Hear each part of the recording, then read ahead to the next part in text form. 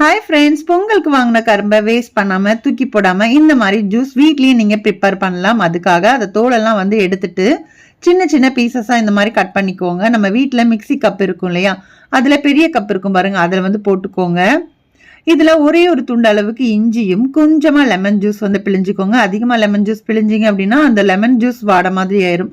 So அதனால கொஞ்சமா போட்டுட்டு தேவையான அளவுக்கு தண்ணி, அதிகமாக தண்ணி ஊற்றிடாதீங்க. அந்த அரைக்கிறதுக்கு தகுந்தாப்புல கொஞ்சம் தண்ணி ஊற்றிக்கோங்க. சில பேருக்கு வந்து நல்லா அரைப்படும் அப்படின்னா நீங்கள் தண்ணியை ஊற்றாம கூட நீங்கள் அரைச்சிக்கலாம். இப்போ இது வந்து ஒரு வடிகட்டி வச்சு நல்லா வடிகட்டிக்கோங்க. நம்ம வீட்டில் ஜூஸ் ஃபில்டர் பண்ணக்கூடிய அந்த வடிகட்டி இருந்துச்சு அப்படின்னா இன்னும் ஈஸியாக இருக்கும். ஸோ உங்களுக்கு அந்த தூள் மாதிரி வராது. சப்போஸ் அப்படி இல்லை அப்படின்னா, இப்போ நான் வந்து வடிகட்டினதுல பார்த்தீங்கன்னா கொஞ்சம் தூள் தூளாக இருந்துச்சு. ஸோ அதனால நான் டீ வடிகட்டி வச்சு நான் மறுபடியும் ஃபில்டர் பண்ணியிருக்கேன். ஸோ கொஞ்சமாக மேலே வந்து சால்ட் தூவி குடிக்கும்போது ரொம்ப சூப்பராக இருக்கும். ஸோ நம்ம வீட்டில் வாங்கின கரும்பை வேஸ்ட் பண்ணாமல் யூஸ் பண்ண மாதிரியாச்சு. இந்த வீடியோ உங்களுக்கு பிடிச்சிருக்கும் அப்படின்னு நினைக்கிறேன்.